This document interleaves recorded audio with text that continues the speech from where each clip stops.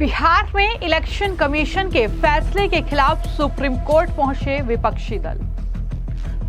Bihar voter verification case पर 10 जुलाई को supreme court में होगी सुनवाई। अभिषेक मनु सिंघवी, कपिल सिब्बल की दलील, लाखों लोगों का नाम लिस्ट से हट जाएगा। बिहार में चुनावी बिगुल फूंक चुका है, लेकिन इससे पहले ही इलेक्शन कमीशन ने बिहार में वोटर लिस्ट के अपडेशन की शुरुआत कर दी है। इस बीच बड़ी खबर यह है कि इलेक्शन कमीशन के इस फैसले के खिलाफ सुप्रीम कोर्ट में कई याचिकाएं दायर की गई हैं। ये याचिका राष्ट्रीय जनता दल यानी आरजेडी की तरफ से दायर की गई है। कांग्रेस पार्टी, टीएमसी की नेता Mahua Moitra, association for democratic reforms और people's union for civil liberties की तरफ से ये याचिकाएं सुप्रीम कोर्ट में इलेक्शन कमीशन के इस फैसले के खिलाफ दायर की गई है। अब बड़ी खबर यह है कि सुप्रीम कोर्ट इन याचिकाओं पर 10 जुलाई को सुनवाई करेगा। वरिष्ठ अधिवक्ता कपिल सिब्बल, अभिषेक मनु सिंघवी, गोपाल शंकर नारायणन और शादाब फरासत ने सुप्रीम कोर्ट में इस मुद्दे पर ये याचिका दर्ज की है और दलीलें भी सुप्रीम कोर्ट में उनकी तरफ से रखी गई है। इन वकीलों की ओर से ये दलील दी गई है कि विशेष गहन पुनरीक्षण प्रक्रिया यानी बिहार वोटर लिस्ट रिवीजन से लाखों लोगों के नाम जो है वो दरअसल वोटर लिस्ट से हटाए जाने की आशंका है। इसमें महिलाओं और गरीब पृष्ठभूमि से आने वाले लोगों पर सबसे ज्यादा असर पड़ेगा। ये दलील है अभिषेक मनु सिंघवी, कपिल सिब्बल जैसे वकीलों की। वरिष्ठ वकील कपिल सिब्बल और अभिषेक मनु सिंघवी और अन्य ने कोर्ट में ये दलील दी कि अगर कोई वोटर जरूरी दस्तावेजों के साथ फॉर्म नहीं भरता तो उसका नाम मतदाता सूची से हट सकता है, भले ही वो पिछले 20 साल से वोट डालता रहा हो। सिर्फ इतना ही नहीं, सिंघवी ने कहा कि 8 करोड़ मतदाता हैं और 4 करोड़ को गणना करनी है, ये नामुमकिन काम है। सिब्बल ने कहा कि ये इतना आसान नहीं। वहीं वकील शंकर नारायण ने कहा कि आधार कार्ड और वोटर कार्ड जैसे दस्तावेज भी स्वीकार नहीं किए जा रहे हैं। तो इस तरीके की दलील सामने रखते हुए सुप्रीम कोर्ट में ये याचिका दायर की गई है और इस तरीके से सुप्रीम कोर्ट अब 10 जुलाई को इस मामले पर सुनवाई करेगा। लेकिन सिंघवी ने कोर्ट को यह भी बताया कि 25 जुलाई तक दस्तावेज जमा करने की समय सीमा इतनी ज्यादा सख्त है कि अगर कोई चूक गया तो उसका नाम लिस्ट से बाहर हो जाएगा। उन्होंने कहा कि यह समय सीमा इतनी कम है कि लाखों लोग प्रभावित हो सकते हैं। हालांकि इस पर जस्टिस धूलिया ने कहा कि चूंकि अभी चुनाव की जो नोटिफिकेशन है वो जारी नहीं हुई है, इसलिए इस समय सीमा का कोई खास महत्व नहीं है। यानी आप जो दलीलें दे रहे हैं वो तब मान्य होगी जब नोटिफिकेशन चुनाव का जारी हो जाएगा, तब हम मान सकते हैं कि अब चुनाव में इतना ही वक्त बचा है, तो ऐसे में कैसे ये पूरी प्रक्रिया को पूरा कर लिया जाएगा। तो इस तरीके से कहीं ना कहीं जस्टिस धूलिया की तरफ से ये तमाम टिप्पणी भी की गई है। तो मैं आपको जानकारी दे दूं कि इलेक्शन कमीशन ने ये फैसला लिया है कि बिहार में चुनाव है तो उसमें एक रिवीजन एक तरीके से वोटर लिस्ट का होना चाहिए।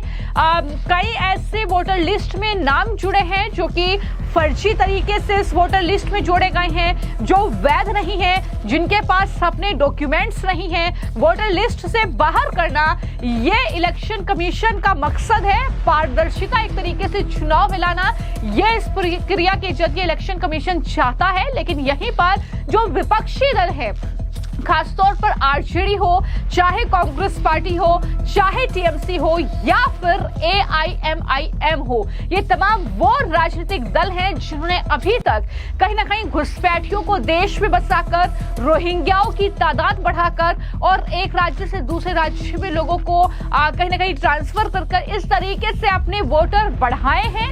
इस तरीके से चुनाव में उनका इस्तेमाल वो करते हैं। उनके लिए बाकायदा सारे डॉक्यूमेंट्स तैयार करवाए जाते हैं, हैं, पूरे सिंडिकेट इनके लिए काम करता है। लेकिन जब ये चीजें ठीक करने की कोशिश हो रही है तो ओवैसी भी बौखलाए और इलेक्शन कमीशन पहुंच गए। सुनिए ओवैसी ने इस मामले को लेकर अपनी बौखलाहट किस तरीके से दिखाई है। हमारे पार्टी के डेलीगेशन ने आज चीफ इलेक्शन कमिश्नर साहब से मुलाकात की।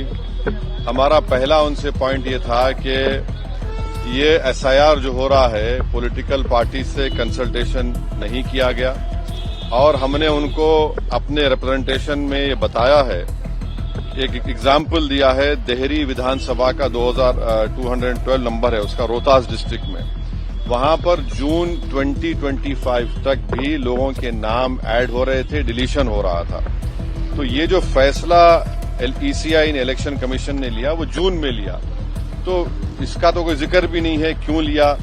और फिर सिर्फ चंद दिनों में आपने कह दिया कि इतने करोड़ लोगों के नाम आने चाहिए। फिर हमने इस सीईसी को बताया कि आखिर कोई सेपरेट मैकेनिज्म आप क्यों नहीं क्रिएट करते, जैसा अभी हमारे विधायक ने कहा कि कई ऐसे लोग बिहार के जो माइग्रेंट लेबरर्स हैं, देश के कोने कोने में काम कर रहे हैं, अब उनका राइट तो वायलेशन हो जाएगा।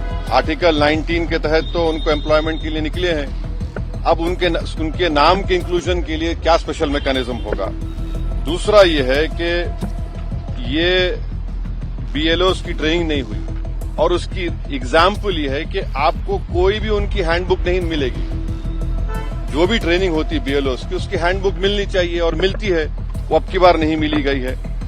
हमने उनको ये भी बताया है कि बिहार में डॉक्यूमेंट्री प्रूफ का तो जिक्र अख्तर ईमान साहब ने आपके सामने कर दिया। पहला उनका प्रेस नोट देख लीजिए 24 जून का, उसमें उन्होंने क्या कहा। फिर उसको उन्होंने अमेंड किया 30 जून को, कहा कि 4.93 करोड़ वोटर आएंगे। अब 6 जुलाई का नोटिफिकेशन देके कह रहे हैं कि आप नाम डाल दीजिए, डॉक्यूमेंट्स बाद में दीजिए। तो ये जो इस तरीके से इलेक्शन कमीशन जो एक्सरसाइज कर रहा है, ये हमारी नजर में it reeks of administrative malafide, suffers from non application of mind. और हमने सीसी साहब को कहा कि आप 2024 के जो इलेक्शन को, उसको आप क्वालिफाइंग लिस्ट क्यों नहीं मानते भाई? 24 में तो हमने वोट दिया, अब 25 में आप कह रहे हैं कि डॉक्यूमेंट दो। तो ये हमने उनसे पूछा और हमने उनको बताया कि आपने 2024 में वो जो वोट डालने दिया, आप 25 में डॉक्यूमेंट पूछ रहे हैं, तो ये तो 2 क्लास ऑफ वोटर्स आपने क्रिएट कर दिया, जो आर्टिकल 14 का वायलेशन है। आप कोई रीजनेबल जस्टिफिकेशन नहीं दे पा रहे हैं। और एक बात हमने उनके सामने कही कि ये जो भी एक्सरसाइज उन्होंने किया है, इसका कोई लॉ से नहीं निकल रहा है, it is purely N administrative law के तहत किया, तो इसका भी मैलाफाइडे उसमें होता है। और आखिर में हमने उनको बताया कि सुप्रीम कोर्ट का एक जजमेंट है, जिसमें हमारे पहले रिप्रेजेंटेशन में हमने जिक्र किया था, जो 2005 का सुप्रीम कोर्ट का जजमेंट है, जिसमें सुप्रीम कोर्ट ने साफ तौर पर कहा लाल बहा हुसैन में कि the misuse of powers by ERO to disenfranchise electors, possibility of time, effective judgement of ERO जो यहां पर हो सकता है। सिर्फ ओवैसी बल्कि पवन खेड़ा, कांग्रेस पार्टी के प्रवक्ता, जो कि ये बताया है कि कांग्रेस के अलावा 9 अन्य विपक्षी दलों के साथ मिलकर चुनाव आयोग के द्वारा की जा रही त्रुटिपूर्ण और विनाशकारी विशेष गहन पुनर्निरीक्षण को सर्वोच्च न्यायालय में हमने चुनौती दी है। ये जानकारी उनकी तरफ से दी गई है और बीजेपी पर उन्होंने हमला बोला है, कहा कि ये दुर्भाग्यपूर्ण है, ये मनमानी है इस तरीके से इस प्रक्रिया को शुरू करना। तो ये तमाम बातें उनकी तरफ से भी की गई हैं। लेकिन मैं आपको जानकारी दे दूं कि कई याचिकाएं अब तक सुप्रीम कोर्ट में पहुंच चुकी हैं। 10 जुलाई को सुप्रीम कोर्ट इस मामले में क्या फैसला देता है, ये सबसे ज्यादा अहम रहेगा। क्या टिप्पणियां सुप्रीम कोर्ट की तरफ से की जाएगी, ये अहम रहेगा।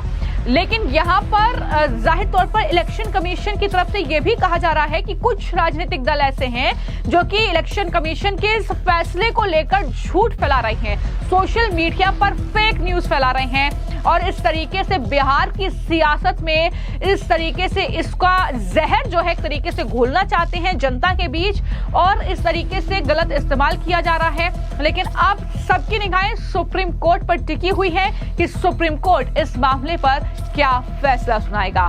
फिलहाल आपकी इस पूरे मामले को लेकर क्या राय है, हमें कमेंट बॉक्स में जरूर लिखें। धन्यवाद।